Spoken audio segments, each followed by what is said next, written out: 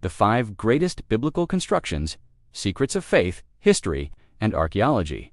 Did you know that some of the most awe-inspiring constructions in human history are chronicled within the Bible?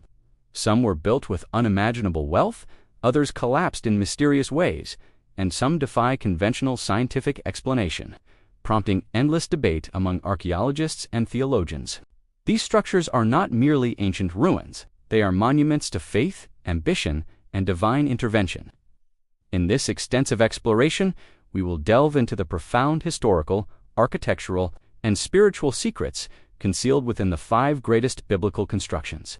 Prepare for a comprehensive journey that merges faith, history, and cutting-edge archaeology, where the last item on the list will undoubtedly leave you speechless.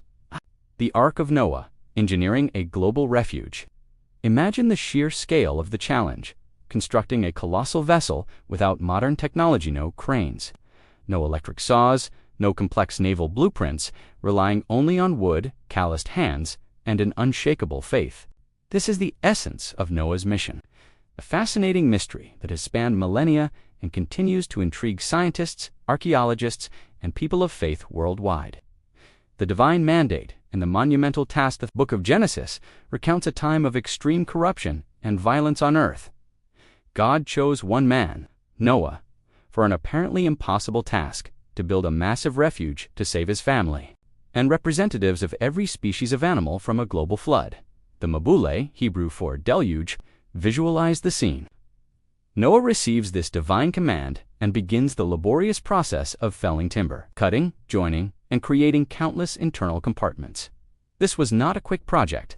It spanned decades, a period marked by relentless hard work, enduring public mockery, intense heat, and the crushing weight of responsibility to preserve God's creation, dimensions, and construction.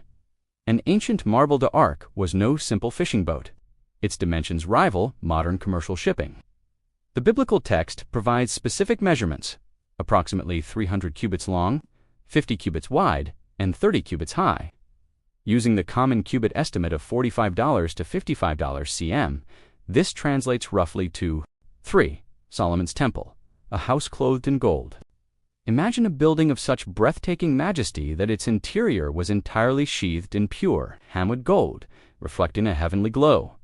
This sacred structure, constructed to house the very presence of God, was the first temple of Jerusalem, built by King Solomon.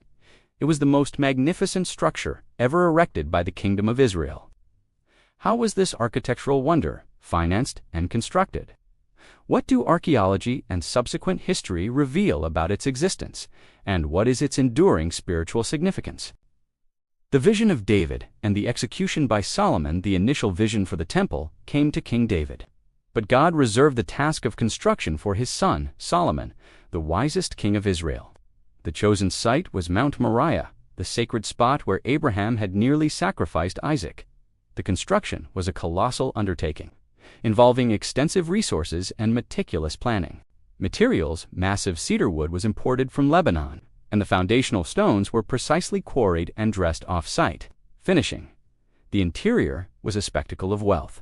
Everything from the walls and ceiling to the altar and the implements was overlaid with pure gold. Cherubim, palm trees, and floral designs were exquisitely carved into the wood and then covered in the precious metal. The Holy of Holies, the innermost chamber, the Kodesh HaKodashim, was reserved for the Ark of the Covenant, the most sacred artifact symbolizing God's presence among his people. The dedication and divine glory. After 7 years of construction, the temple was completed. Solomon gathered all the people of Israel for an unforgettable dedication ceremony. He stood before the altar and offered a profound prayer, asking God to let his presence dwell in that place. The Bible records a spectacular supernatural response. Fire came down from heaven and consumed the burnt offering and the sacrifices, and the glory of the Lord filled the temple to Chronicles 7:1. A glorious cloud filled the sanctuary, and the people knelt in awe. This was the clear sign that God had accepted this house as his sanctuary, establishing the physical center of the Hebrew faith. The legacy and the archaeological void.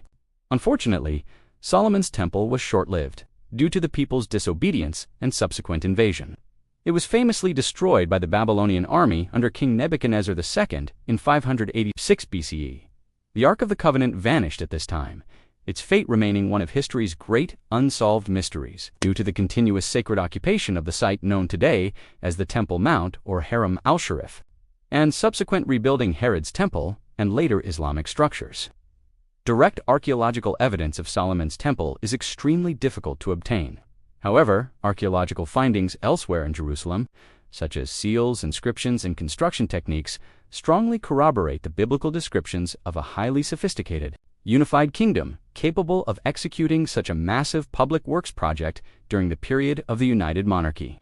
Solomon's temple remains the archetype of the perfect dwelling place for God, symbolizing the richness and beauty required when dedicating oneself completely to the divine. 4. The Tower of Babel, the zenith of human hubris.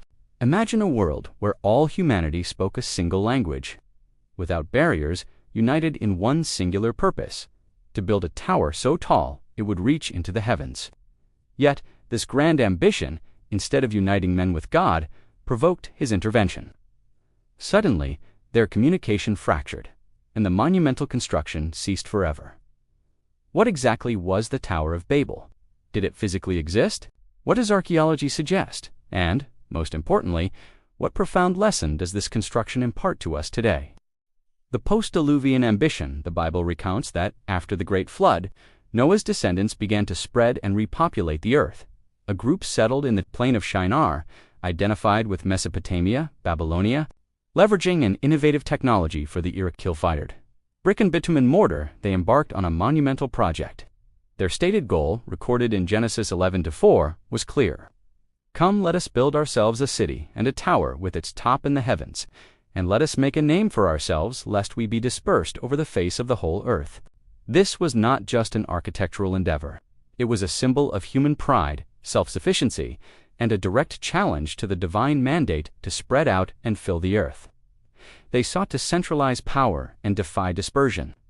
The divine intervention and linguistic chaos, God, observing this human hubris and potential for unchecked, unified disobedience, took a radical decision to confuse their language so they could no longer understand one another.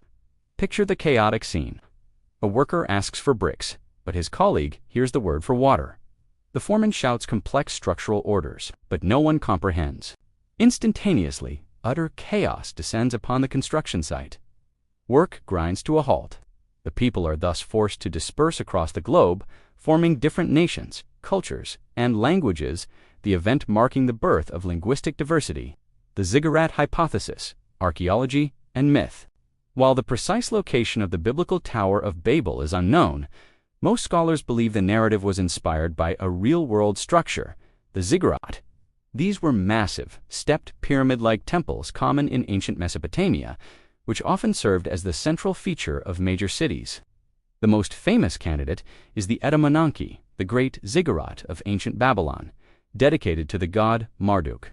Babylonian inscriptions refer to this temple as the house that is the foundation of heaven and earth, a title strikingly similar to the ambition described in the biblical account. Historical records show that Edamonanki was destroyed and rebuilt several times until its final abandonment. The resemblance between the biblical description and the architectural form and ambition of the Mesopotamian ziggurats is compelling, lending historical context to the narrative. The ultimate lesson of Babel is a timeless warning against collective human arrogance, hubris, and the danger of pursuing glory for the self instead of focusing on a higher ethical and spiritual purpose. The Second Temple, Herod's Temple, the glorious reconstruction and prophetic end. Imagine living in a time when your people were forcibly removed from their homeland, exiled, and watched their sacred temple, Solomon's masterpiece, reduced to rubble. This loss was not just architectural, it was the severing of the physical connection with God. Yet, when the Jewish exiles returned from Babylonian captivity, they carried a non-negotiable dream: to rebuild the temple and restore their faith. The Second Temple of Jerusalem was more than a structure. It became a symbol of national rebirth, enduring hope, and identity. How was it built? What made it special? And why was its destruction prophetically foretold? The humble beginnings, Zerubbabel's temple after 70 years of exile. The Jews were allowed to return home by the Persian king Cyrus the Great, who even provided resources for the rebuilding effort. The initial construction, known as Zerubbabel's temple, was a sobering experience. It was smaller and less opulent than Solomon's temple, lacking the extensive gold overlay and, crucially, the Ark of the Covenant. The older priests and elders who remembered the first temple wept at the sight of its comparatively modest successor. Yet God sent a message through the prophet Haggai, "The glory of this latter house shall be greater than of the former Haggai." How could an architecturally inferior building possess greater glory? This prophecy foreshadowed an event far more significant than material wealth: the arrival of the Messiah, the Herodian transformation, grandeur, and scale centuries later. King Herod the Great, a master builder, sought to legitimize his rule and appease his Jewish subjects by transforming the Second Temple. He initiated a massive expansion and renovation project that resulted in one of the most stunning structures of the ancient world. Expanded courtyards, Herod nearly doubled the size of the Temple Mount Esplanade, using colossal blocks of stone, some weighing hundreds of tons, to create a vast multi-leveled plaza. Architectural splendor. He incorporated gigantic column systems, majestic walkways, and clad portions of the structure in dazzling white marble and gold. The result was an edifice that literally shone under the Jerusalem sun, inspiring awe in every visitor, including Roman historians like Josephus. It was this magnificent structure that Jesus knew and taught in. The foretold destruction and enduring legacy. Despite its grandeur, the temple faced a tragic end. Jesus, standing before its magnificent stones, made a stark prophecy. "Do you see all these great buildings? Not one stone will be left here upon another. Every one will be thrown down." Mark 13:2. The prophecy was tragically fulfilled in 70 CE. During the First Jewish Revolt, the Roman army, led by Titus, besieged Jerusalem. After months of brutal fighting, the Romans breached the city and incinerated the temple. Historical accounts state that, as the structure burned, the enormous amount of gold plating melted and ran down the stones, prompting Roman soldiers to pry apart every remaining stone to retrieve the precious metal, thus literally fulfilling Jesus' prophecy that not one stone would be left upon another.